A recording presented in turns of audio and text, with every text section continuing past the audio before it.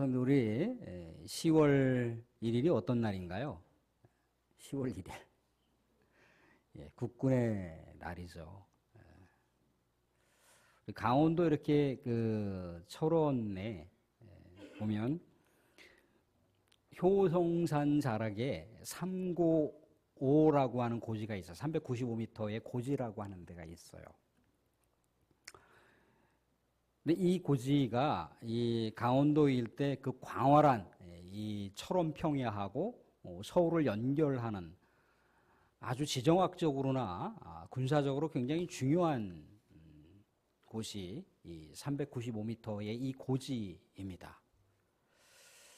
6.25 사변이 일어나고 이제 6.25 사변의 이 전쟁이 어느 정도 이렇게 휴전의 시기가 다가올 때 이 고지가 더욱더 중요해진 것은 뭐냐면 이 고지를 휴전 회담이 오갈 때 한국 군인들이 이 고지를 점령하고 있었거든요. 그러면 이 고지보다 위쪽으로 휴전선이 이렇게 형성될 수 있는 가능성이 높아지는 거예요.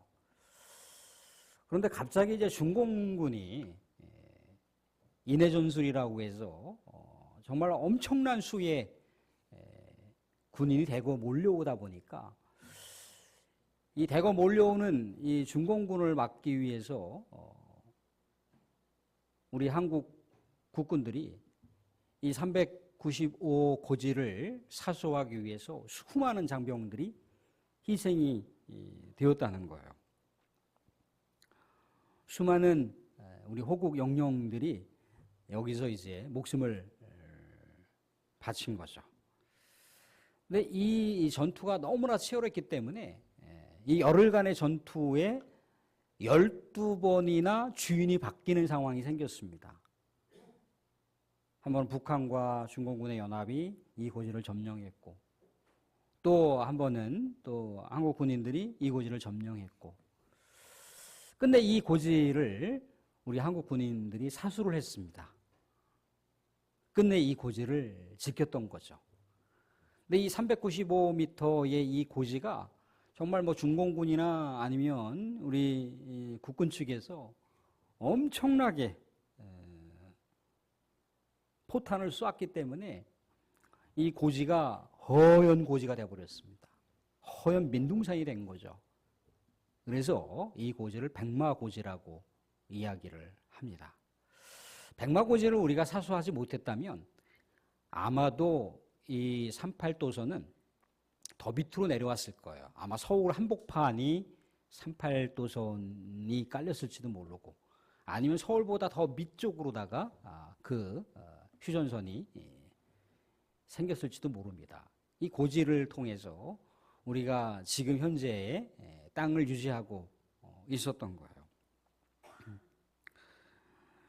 근데 이때 마다의 군인들이 자신의 또 사병은 사병으로서의 역할들을 감당하고, 또 중간 관리자로서 또 관리자로서의 부사관이 자신의 사명을 감당하고, 또 위에 장관급, 영관급들이 그 사명을 감당했기 때문에 이것이 이제 가능하다는 거죠.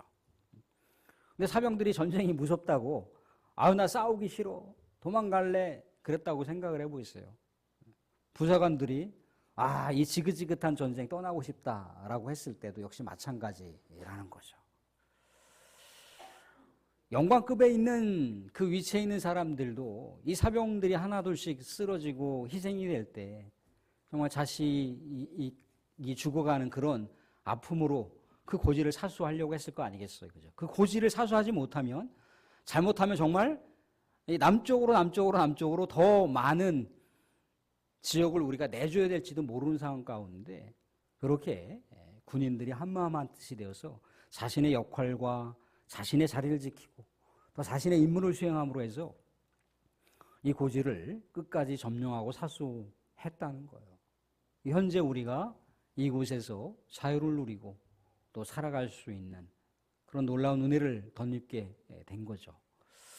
살아가는 사람도 어느 공동체나 자신이 위치하고 있는 위치가 있어요. 자신이 있어야 할 자리가 있다는 거예요. 근데 그 자리를 벗어나서 그 자리에 주어져 있는 임무와 역할들을 제대로 감당하지 못하면 공동체가 그만큼 더 어려워질 수밖에 없는 거죠. 공동체의 성장과 공동체의 그 유지는 그 공동체에 소속된 사람들이 얼마만큼 그 공동체의 자리를 지키고 공동체의 역할을 감당하느냐에 따라서 달라질 수가 있다는 거예요. 100명의 공동체 중에 5명이 활동하면 그 공동체가 어떻게 되겠습니까? 자신의 위치와 자신의 역할을 감당하지 못하면 다른 사람이 2중, 3중으로 그 역할들을 감당하게 되면 공동체가 아름다운 공동체가 되지 못하는 거죠. 공동체가 성장하지 못하는 거죠. 공동체가 사그라드는 건 당연하고 공동체가 퇴보하는 건 당연하죠.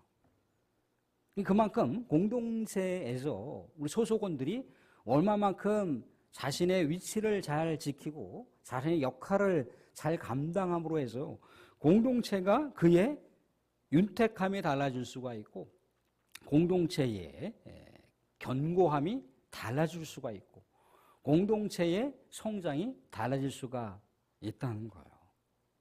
사랑하는 성도들, 우리는 공동체를 이렇게 또 광기교회라고 하는 한몸 공동체에서 연령이 다양하고 또 각자 우리가 생업을 이어갈 때 또 생업도 다양한 또 위치에서 다양한 역할들을 감당합니다. 교회는 물론 뭔가 이렇게 생산성을 추구해서 이윤을 추구하는 곳은 아닙니다. 세상은 생산성을 추구하고 있기 때문에 뭔가 자신이 이 주어져 있는 위치에서 역할을 하면 뭔가 세상 말로 세상에 주어지는 이득이 있겠죠, 그죠? 근데 교회 공동체는 자기가 위치하고 있는 것이나 자기가 역할을 감당한다고 해서 뭔가 뚜렷하게 주어지는 것은 없어요. 그렇지만 하늘의 상급을 쌓을 수가 있다는 거죠. 또 하나님의 기쁨이 될 수가 있다는 것이고 하나님의 영광이 될 수가 있다는 거예요. 그것을 바라보면서 교회의 위치와 역할을 사수하는 자들은 하나님의 영광의 면류관이 되는 거예요. 하나님의 기쁨의 면류관이 되는 거예요. 우리 찬송가 노래도 그렇고 스가랴에도 그렇잖아요. 내가 너로 인하여 기뻐한다고 하지 않습니까? 기뻐한다. 사랑하는 성도님들, 우리 또 공동체에서 우리가 맡겨져 있는 또 자리와 위치를 또 끝까지 잘 사수하시고 자신의 역할과 임무를 충성스럽게 감당하여 하나님의 기쁨이 되고 또 하나님의 행복이 되고 또 하늘의 상급을 쌓을 수 있는 존귀한 우리 성도들이 될 수 있기를 주님의 이름으로 축원드립니다. 예, 사랑하는 성도, 오늘은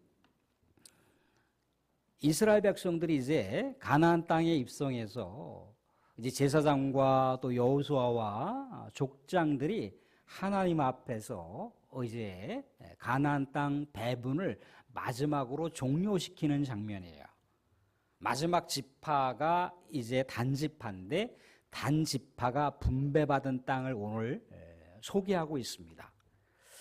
단지파가 머물고 위치하는 땅이 어디냐면 북쪽은 에브라임이고 남쪽은 유다고 동쪽은 베냐민 지파고 또 서쪽에는 지중해로 위치하고 있어요. 이게 이제 우리의 지형이 아니기 때문에 이런 뭔가 EA 터치가 좀 쉽지 않을 텐데 우리 지역으로 이 한반도 지형으로 이해하기 쉽게 말씀드리자면 인천이라고 하는 위치가 단지파가 머물고 위치한 지역입니다. 북쪽에는 경기 북부가 있겠죠, 그죠? 남쪽에는 경기 남부가 있겠죠. 그리고 동쪽이 바로 서울이 위치하고 있는 곳이에요. 그리고 서쪽은 어디입니까? 서쪽은 서해바다죠, 그죠? 어떻게 보면 굉장히 사방이 다른 지파들과 또 바다가 이렇게 둘러싸여 있는 곳이라는 거예요. 한편으로 생각해 보게 되면 굉장히 깝깝할 수가 있는 지역이라는 거죠. 근데 이 지역을 하나님께서 주신 이유가 있어요. 단 지파에게 왜 이렇게 사방이 또 다른 각 지파들과 연결되어 있는 꼭 마치 이렇게 에워싸여져 있는 듯한 포위되어 있는 듯한 그런 곳에 왜 이 단지파의 땅을 분배했을까? 그리고 더더구나 아까 말씀드린 대로다가 이 남쪽에 있는 유다를 경계하고 있기 때문에 이 유다 경계하고 있는 지역에는 말 그대로다가 강성한 가나안 족속들이 머물고 있었던 곳입니다. 블레셋 족속이라든가 아모리 족속들이 머물고 있었던 곳이 이 단지파가 할당받은 땅이라는 거예요. 근데 하나님께서 이렇게 이 땅을 단지파에게 주신 이유가 있는 거죠. 그죠? 수많은 지역들을 보호하고 지킬 수 있는 방파제 역할을 할 수 있도록 단지파에게 이 땅을 주신 거예요. 단지파가 다른 지파들에 비해서 인구수에 비례해 보면 많이 있습니다. 그리고 단지파는요, 우리가 나중에 기회가 되시면 창세기에 야곱이 12아들을 축복하는 장면을 볼 수가 있습니다.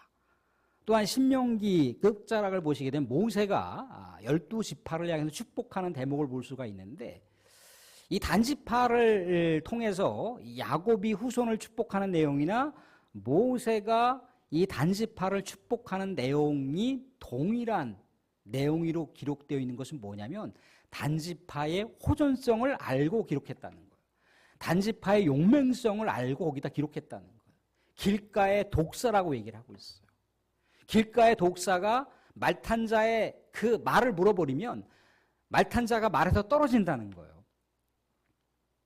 모세의 축복을 보게 되면 이 단지파가 사자의 새끼라고 기록을 하고 있습니다. 뭔가 이 단지파의 용맹, 또 대담, 용기, 어떤 결단을 담고 있다는 거예요. 그러니까 단지파가 이 지정학적인 위치에 머물고 있는 한 이스라엘 백성들이 태평하게 살아갈 수 있는 가능성이 더 많이 주어진다는 거예요. 단지파는 나름대로 싸움에 능한 자라는 겁니다. 그래서 외세의 적들이 호신탐탐 이스라엘을 공격하려고 해도 이 단지파가 그 자리를 사수하고 있으면 감히 넘볼 수가 없다는 거예요. 우리가 알고 있는 대로다가 이 단지파의 후손 중에 하나가 누가 있습니까? 사사 중에. 사사 중에 누가 있을까요? 삼손이 있잖아요. 삼손. 단지파에게 이 지역을 맡긴 것은 이스라엘을 보호하라고 하는 그런 위치와 또 그런 역할을 주셨다는 거예요. 근데 이 지역을 사수하고 이 지역을 관리하고 보호할 때 그저 그렇게 단지파가 동떨어져서 보호하라고 하거나 이 지역을 사수하지 않는다는 거죠. 하나님께서 단지파에게 이 지역을 감당하시고 맡긴다라고 하는 것은 감당할 만한 능력을 주신다는 거예요. 감당할 만한 은혜를 주신다는 거예요. 감당할 만한 다양한 축복을 주신다라고 하는 게 전제에 있는 거예요. 그런데 알다시피 단지파는 어떻게 했습니까? 이 지역을 온전히 감당하지 못했어요. 그래서 오늘 굉장히 뭔가 이렇게 파격적인 뭔가 반전의 내용들이 나오는 것은 뭐냐면 오늘 말씀 가운데 등장하는데 47절을 보시면 47절 한번 띄워봐 주실래요? 47절 보시면 앞에 뭐로 시작을 하고 있습니까? 그런데 단지파의 경계는 더욱 확장되었으니 이는 단 자손이 올라가서 레셈과 싸워 그것을 점령하여 칼날로 치고 그것을 차지하여 거기 거주하였음이라. 그들의 조상 단의 이름을 따라서 레셈을 단이라 하였더라. 뭔가 그런데라고 하는 뭔가 반전을 여기다 기록하고 있다는 거예요. 그죠? 반전을 기록하고 있다라고 하는 건 뭔가요? 하나님의 뜻에 비껴갔다는 얘기입니다. 뭔가 인간적인 관점으로 보게 되면 그렇게 지정학적인 위치가 다른 지파들이 둘러싸여 있고 서쪽에는 지중해잖아요. 그죠? 그렇기 때문에 많은 인구가 좁은 땅덩어리에서 산다라고 하는 것이 참 힘들기 때문에 새로운 땅을 개척해서 뭔가 단지파가 거주할 수 있는 땅을 확보했다라고 하는 것은 인간적인 차원으로는 고무적인 거예요. 그런데 하나님의 관점에서는 지금 단지파는 자신의 자리를 이탈한 겁니다. 자신의 자리를 자신이 지켜야 할 고지를 상실해버린 거예요. 왜 그렇습니까? 이 레셈이라고 하는 지역은 어디쯤이냐면 백두산이에요. 백두산. 우리식으로 얘기하자면 인천이라고 하는 그 주변 경기와 이 서울을 둘러싸고 있는 그 지역을 사수하라고 하나님께서 그 땅을 주신 건데 갑자기 이 땅 사수하지 못하겠어 하면서 백두산에 들어가서 몇 고을 정도를 우리가 살 수 있는 터전으로 만들지 뭐 이렇게 해버린 거예요. 그러니까 어떤 상황이 생깁니까? 사사시대 이 단지파의 그 주변에 있었던 가나안 족속 중에 막강한 블레셋 족속이 급상승을 하는 거예요. 급부상을 하는 거예요. 이스라엘 백성들을 집어삼켜버렸어요. 이스라엘 백성들을 시시때때로 괴롭히고 이스라엘 백성들의 귀중한 것을 시시때때로 가져가고 이스라엘 백성들을 정말 힘겹게 만들었어요. 이 블레셋이라고 하는 족속에 지배를 당했다니까요. 역시 마찬가지로 이 숙제를 누가 풀어드리냐면 다윗이 풀어드리는 거예요. 이 숙제를. 블레셋과의 전투의 그 장면에서 블레셋의 최도의 용사가 누구였습니까? 가드 용사 우리가 알고 있는데 골리앗이었거든요. 다윗이 딱 등장한 거예요. 다윗의 데뷔전이잖아요. 그죠? 하나님께서 선택받은 다윗이 그 싸움의 전쟁터에 나와요. 17살밖에 안 된 소년이 나왔단 말이죠. 칼로 나왔습니까? 창으로 나왔습니까? 무기로 그 골리앗과 상대했습니까? 아니요. 만군의 여호와 하나님의 이름만으로 나갔단 말이에요. 그런데 어떻게 됐어요? 싸움은? 다윗의 승리였어요. 단지파가 그 위치에서 그 역할을 감당할 수 있도록 하기까지는 하나님께서 이미 예비하신 내용들이 많이 있다는 거예요. 그런데 하나님을 바라보지 못하고 정말 강성하고 또 다른 모습의 그 호전성을 갖고 있는 블레셋 족속들을 바라보니까 도저히 감당이 안 되겠는 거예요. 자신이 위치하고 있었던 이 단이라고 하는 이 할당받은 땅을 지키기에는 너무나 힘들다는 거예요. 그 땅에서 이스라엘 백성들을 수호하고 사수하기에는 자신들이 감당이 안 될 것 같으니까 하나님께서 허락하시지도 않은 그 땅에 가서 땅을 떡하니 세우고 그 땅을 뭘 만들었으면 자기 땅으로 만드는 거예요. 블레셋이라고 하는 그 5대 지역이 있잖아요. 그죠? 근데 5대 지역만 잘 사수했으면 블레셋이 이스라엘 백성들을 공격할 수 없었겠죠. 그죠? 사울 왕정 시대에 완전히 다 거덜냈잖아요. 그죠? 블레셋에서. 법궤마다 다 뺏겼단 말이죠. 그죠? 하나님의 법궤를 빼앗겼어요. 하나님의 임재를 상징하는 법궤를 빼앗겼다니까요. 누구한테? 블레셋한테. 이것을 풀어드리는 분이 다윗이잖아요. 나중에. 사무엘과 다윗이 하나님의 마음을 시원하게 풀어드렸어요. 하나님으로부터 하나님의 사람들로부터 칭송받은 게 마음에 합한 사람이라고 하는 칭송을 받은 거예요. 만약에 이 단지파가 자신의 지역을 철저하게 점령하고 사수할 수만 있었다면 아무나 이스라엘의 신앙의 역사는 달라졌겠죠. 그죠? 에몬 저쪽 백두산 쪽 근처에 그 레센이라고 하는 곳에 땅을 차지하고 그곳에 이 단지파의 사람들을 거주시켰지만 이 단은 나중에 어떤 곳으로 전락을 합니까? 어떤 곳으로 전락하냐면 이스라엘 백성들의 분열을 책동하는, 분열을 더욱더 가중화시키는 지역으로 전락시켜버려요. 그리고 북이스라엘의 우상재단을 쌓는 지역으로다가 이 단이 전락한다는 거예요. 베델과 단 사이에 뭐를 세웠습니까? 우상의 재단을 쌓았어. 이 단이라고 하는 곳에. 그들이 그 위치에서 자신의 자리를 지키지 못하고 자신의 역할을 감당하지 못하니까 엉뚱한 일이 벌어지더라는 거예요. 삽시간에 이스라엘이 또 다른 어려움 가운데 빠져 있는 것을 보게 되더라는 거죠. 근데 사랑하는 성도님들, 이런 단지파의 모습과 다른 또 한 사람의 모습을 볼 수가 있습니다. 여호수아를 볼 수가 있다는 거죠. 여호수아를 보시게 되면요, 여호수아가 이제 12지파의 땅을 다 이제 제사장과 또 족장들과 더불어서 하나님 앞에 또 기도하면서 하나님으로부터 사인 받은 대로다가 다 땅을 배분합니다. 그리고 여호수아가 또 같이 이렇게 땅을 분할하도록 했던 그 위원회에게 어떤 땅을 요청하느냐면, 오늘 말씀 가운데 50절 말씀 한번 띄워봐 주실래요? 50절 말씀 보시면 곧 여호와의 명령대로 여호수아가 요구한 성읍 에브라임 산지 딥낫세라를 주매. 여호수아가 요구한 데가 에브라임 산지 딥낫세라라고 하는 땅이에요. 구약 성경에 찾아보시면 유명하지도 않은 곳입니다. 뭐 2번 이상 나오지도 않는 곳이에요. 그러니까 별로 알려져 있지도 않고 그냥 뭐 유명한 도시도 아닌 거예요.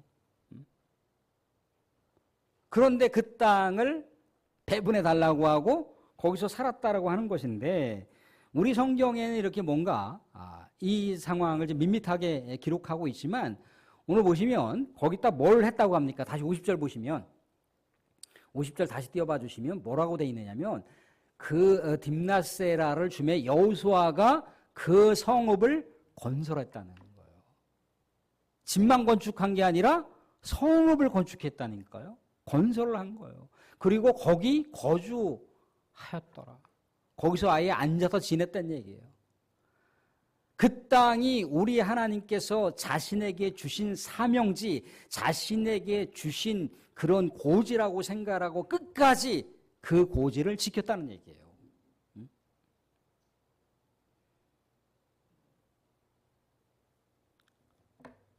그 땅에서 우리 하나님의 역사를 만들고 그 땅에서 자자손손 후대를 번성시켰던 곳이 딥낫세라라고 하는 곳이었다는 거예요. 누가? 여호수아가. 여호수아는 누구였습니까? 모세를 승계한 이스라엘의 최고 영적인 사령관이잖아요. 그죠? 정치적인 지도자란 말이죠. 그죠? 근데 적어도 여호수아면 뭐 수도를 달라고 하든가, 아니면 가장 비옥한 땅을 달라고 하든가, 많은 사람들이 다 이해할 만하고 많은 사람들이 다 들어봄직한 그런 땅을 달라고 한 것도 아니고, 들어보지도 못하고 듣도 보지도 못했던 그 땅을 달라고 해서 거기다가 성읍을 세운 거예요. 수많은 사람들이 함께 행복하게 살아갈 수 있는 성읍을 세웠다고요. 거기서 앉아 있었다라고 하는 건 제단을 쌓았다라고 하는 의미도 내포하고 있습니다. 거기서 하나님께 예배를 드리고, 거기서 우리 하나님을 높이고, 거기서 후손들 3대, 4대, 5대가 계속해서 살아가는 존귀한 성읍으로 만들었다는 얘기예요. 비옥한 땅도 아니고 알려져 있던 땅도 아니고 남들이 알아주는 땅도 아닌 그곳에 아유 나 여기서 못 살겠다, 그게 아니라니까요. 이 위대한 영웅이 마지막 말년을 보내는 이 모습을 보십시오. 이래서 이스라엘의 역사가 펼쳐지는 거예요. 하나님의 나라가 이런 사람들을 통해서 연결되더라는 거죠. 사랑하는 성도님들, 우리는 가정에서나 또 사회에서나 또 교회 공동체 안에서 다 우리가 맡겨져 있는 또 위치가 있고 또 자리가 있고 역할이 있습니다. 내가 안 하면 다른 사람이 하겠지. 그렇게 되면 공동체는 무너지는 거예요. 내가 안 하면 아내가 하겠지. 내가 안 하면 자식이 하겠지. 그럼 가정은 무너지는 거예요. 회사 일도 그렇잖아요. 내가 안 하면 뭐 누가 하겠지. 영업이익이 납니까? 그러면 회사가? 영적인 뭔가 우리의 풍성한 것들이 우리에게 주어지나요? 참 그렇지 않다는 거예요. 공동체의 견고성, 공동체의 우리 하나님의 역동성은요, 공동체 한 영혼 한 영혼들이 정말 벽돌을 쌓는 마음으로다가 그 영혼 한 영혼들이 그 자리를 지키고 그 역할을 감당할 때 공동체는 견고해지는 거예요. 공동체는 역동성이 있는 거예요. 다 널브러져서 난 몰라. 알아서 누군가가 하겠지. 공동체의 역동성이 있습니까? 공동체가 성장합니까? 공동체가 견고해집니까? 말 그대로다가 모래 위에 성을 쌓는 격인 거예요. 사람들, 이제 우리가 폭염도 이제 어느덧 지나갔습니다. 우리 하나님 앞에서 더욱더 우리 공동체에서 우리의 자리를 사수하시고 우리의 영적인 고지를 끝까지 지키셔서 하나님의 기쁨이 되는 공동체, 이 공동체를 하나님께 올려드린다라고 하는 마음으로다가 우리가 한마음 한뜻이 되어서 이 관계교회를 멋지게 아름답게 세워갈 수 있는 은혜가 저와 여러분 가운데 있어지기를 주님의 이름으로 축원드립니다.